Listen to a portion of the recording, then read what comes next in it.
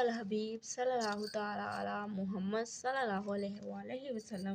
آج ہم وسیلے کو حدیث مبارکہ سے دوسرا ثابت کریں گے۔ ہمارے پیارے آقا حضرت محمد صلی اللہ علیہ وآلہ وسلم نے فرمایا، شفاعتی لأہل الکبائر من امتی، یعنی میری شفاعت و سفارش میری امت مسلمہ کے گناہ کبیرہ والوں کے لیے ہے۔